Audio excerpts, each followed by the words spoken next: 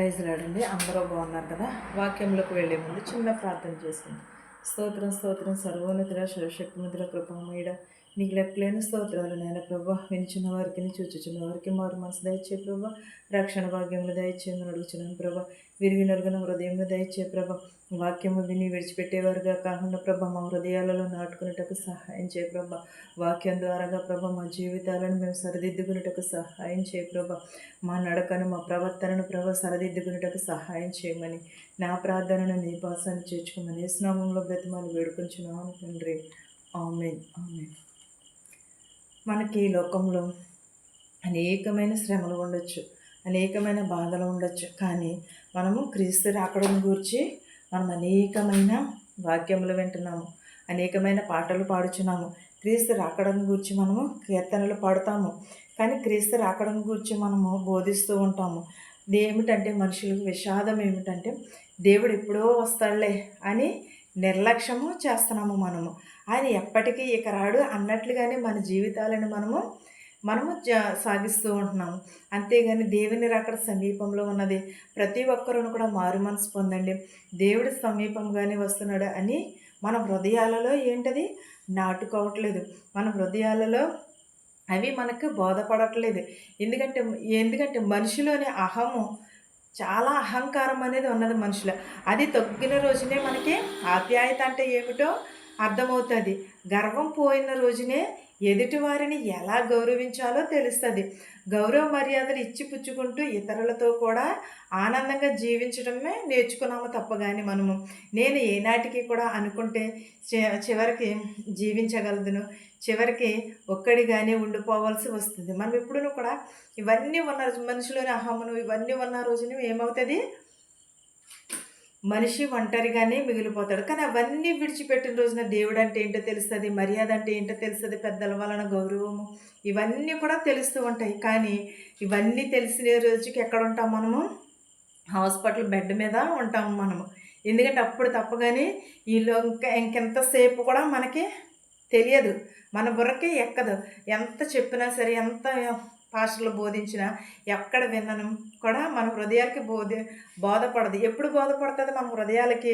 Hospital bed మీద ఉన్నప్పుడు అప్పుడు ఆలోచించుకుంటూ ఉంటాము, అయ్యో పలానా రోజున నేను ఎలా అన్నానే దేవుడిని, పలానా రోజున మనిషిని అలా అన్నానే అని అప్పుడు గుర్తుకు తెచ్చుకుంటాము. కానీ దేవుడు మనల్ని ఏమి చూస్తున్నాడులే అని మనము నలుగురిని మోసం చేసి 10 కుటుంబాలను రోడ్డు మీద పడేసి అడ్డదారులు తొక్కి డబ్బు సంపాదించి విర్రవీగేటప్పుడు తెలియదు మనకి.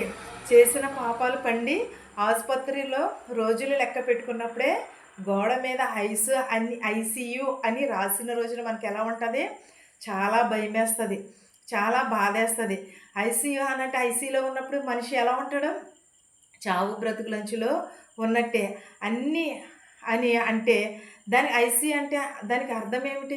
నేను నిన్ను చూస్తున్నాను, దేవుడు అన్నీ చూస్తున్నాడు అని అర్థం. కానీ దేవుడు అన్నీ చూస్తున్నాడు కదా, నిన్ను నన్ను కూడా చూస్తున్నాడు. కానీ మనం ఏమి ఎరిగి ఉంటున్నాము దేవుని ఎడల? మన హృదయం ఎలా ఉంటుంది? మనము అనుకుంటాము, నాకు ఇన్ని శోధనలు వచ్చినాయి, వేదనలు వచ్చినాయి, దేవుడు నన్ను పట్టించుకోలేదని. కానీ దేవుడు అన్నీ కూడా చూస్తున్నాడు. చీకట్లో చేసింది కానీ వెలుగులో చేసింది ప్రతిదీ కూడా చూస్తున్నాడు. మనము వాక్యం చదువుకుందామండి. ఇర్మియా గ్రంథము 29వ అధ్యాయము 14వ వచనం చూద్దామండి. నన్ను నేను మీకు కనుపరుచుకుందును, ఇదే యెహోవా వాక్కు.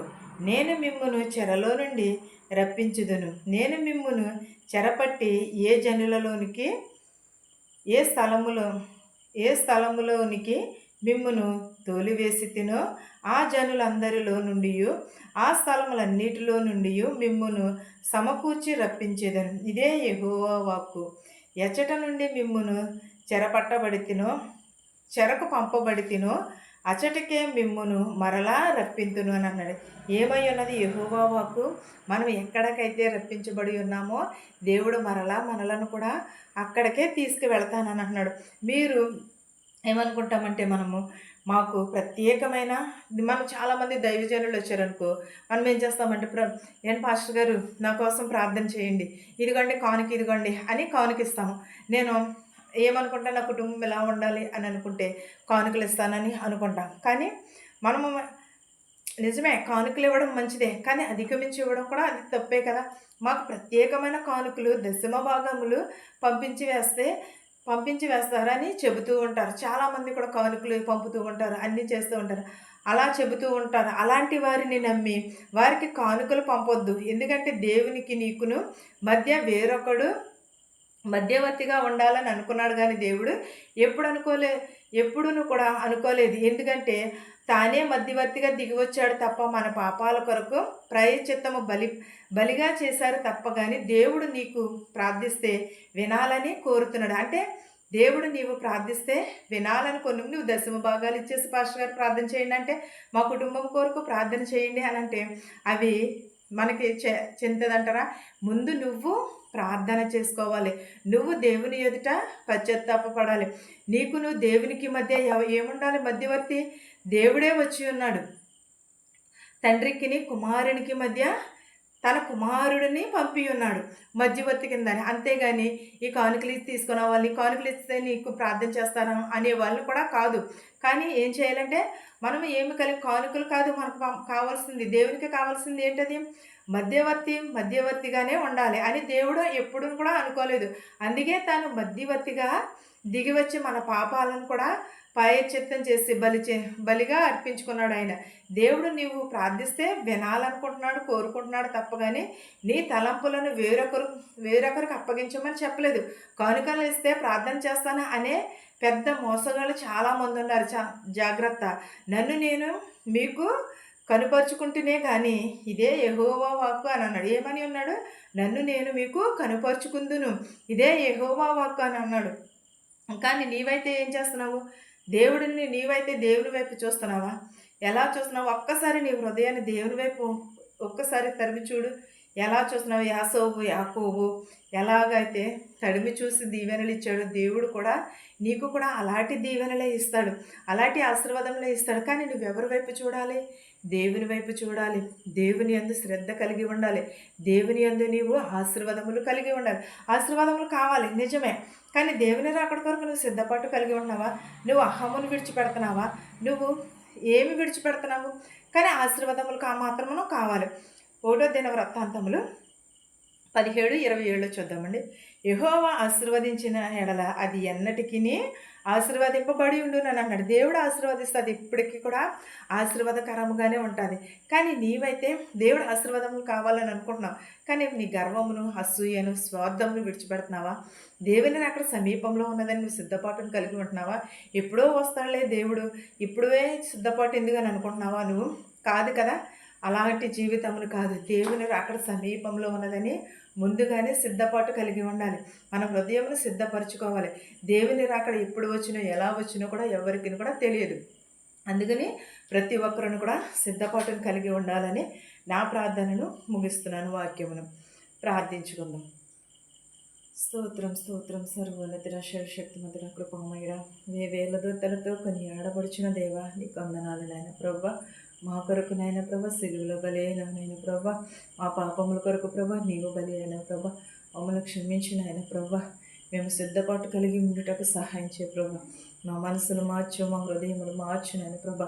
వేషధారుల వలె కాకుండా నీతిమంతులుగా నీ సన్నిధిలో నిలవబెట్టుకుని ఆయన ప్రభా. మా శత్రువులు మిత్రువులు దీవించిన ఆయన, ధనికులనేమి భేదలనేమి దీవించినాను ప్రభా. ప్రతి ఒక్కరిని దీవించి ఆశీర్వదించమని అడుగుచున్నాను ప్రభా. ప్రతి ఒక్కరికి నీ మెండైన దీవెనలు కుమ్మరించమని అడుగుచున్నాను ప్రభా. నేను అనారోగ్యాలతో బాధపడుచున్నారు ప్రభావ. నేను ప్రభు అందరినీ స్వస్థపరిచినాను ప్రభా. గర్భిణీ స్త్రీలకు సిలువైన కనుక దయచే ప్రభావ. యవనస్తులు త్రొట్టిల్లిపోకుండా నీ పాదాల చెంత చేర్చుకోమని అడుగుచున్నాను ప్రభా. వెదవరాలు బిడ్డలను దీవించి నాయన ప్రభా. ప్రతి ఒక్కరికి రక్షణ భాగ్యం దయచేయమని అడుగుచున్నాను నాయన ప్రభా. ఎంతోమంది నాయన ప్రభా రక్షణ ఎరగక నిన్ను ఎరగని బిడ్డలు ఉన్నారు ప్రభా. వారందరూ నిన్ను ఎరుగు స్థుతించుటకు సహాయం చేయ ప్రభా. మా దేశాలని మా సంఘాలని దీవించిన ఆయన ప్రభా. ప్రతి ఒక్కరి కుటుంబాలలో శాంతిని సమాధానమును దయచే ప్రభా. అయినా నీకు స్తోత్రము, నీకు వందనాలు నాయన ప్రభా. నజరేయుడా నీకు స్తోత్రము, నీకు వందనాలు నాయన ప్రభా. నేను మా జీవితాలు నీటి బుడగ లాంటి జీవితములు ప్రభా. మమ్మల్ని సరిదిద్దమని అడుగుచున్నాను నాయన ప్రభా. ఇతర దేశాలలో ప్రతి ఒక్క బిడ్డని దీవించి ఆశీర్వదించి నాయన ప్రభా. ఇతర దేశాలలో నాయన ప్రభా పని లేక చాలామంది బాధపడుచున్నారు ప్రభా. వారందరికీ పని దయచే ప్రభా. పీసీసీకి వెలుచున్నారు, మెడికల్కి వెలుచున్నారు ప్రభా. సఫలతను దయచేయమని అడుగుచున్నాను నాయన ప్రభా. విరిగి నలిగిన హృదయంని దయచేయమని అడుగుచున్నాను ప్రభా. నేను ప్రభు ప్రతి ఒక్కరికి మారు మనసు దయచే ప్రభా. వెళుచున్న వారిని వచ్చుచున్న వారిని వారి గృహాలకు క్షేమంగా చేర్చు ప్రభా. ఎవరెవరైతే ఏ వాహనంలో అయితే నడుపుచున్నారో వారి వాహనములతో వారి గృహాలలో చేర్చమని అడుగుచున్నాము నాయన ప్రభా. ఎవరెవరైతే ఏ జాబులు చేర్చున్నారో వచ్చుచుండగా వెళుచుండగా నీ కాపుదల ఉంచమని అడుగుచున్నాను నాయన ప్రభా. నీ కాపుదల నీ హస్తము ఉంచమని అడుగుచున్నాను ప్రభా. విరిగి నలిగిన హృదయంని దయచే ప్రభా. మారు మనసు దయచే ప్రభా. రక్షణ భాగ్యంని దయచే ప్రభా. నీకే స్తోత్రములు గానములు చేర్చున్నాను ప్రభా. ప్రతి ఒక్కరికి మారు మనసు దయచేయమని, నా ప్రార్థనను నీ పాసాన్ని చేర్చుకోమని ఏసునామంలో బ్రతిమాలు వేడుకొనుచున్నాను తండ్రి. ఆమేన్. పరలోకమందున్న మా తండ్రి, నీ నామం పరిశుద్ధపరచబడును గాక, నీ రాజ్యం వచ్చును గాక, నీ చిత్తము పరలోకమందు భూమి యందు నెరవేరినట్లును మా అనుదిన ఆహారం నేడు మాకు దయచేయము. మా ఎడల అపరాధములు చేసిన వారిని ప్రభు మేము క్షమించిన ప్రకారము మా అపరాధములను క్షమించుము. దుష్టు నుండి శోధన నుండి తప్పించుము. రాజ్యమును శక్తియు మహిమయు నిరంతరము నీవై ఉన్నావు మా తండ్రి. మేము చూచుచున్న వారికి వినిచిన వారికి నా కుటుంబము పైనను ప్రభు ప్రయాణం వచ్చినప్పుడు సదాకాలం నీ కృపతోడై ఉండును గాక. ఆమేన్. ఆమేన్. అందరికీ వందనాలు.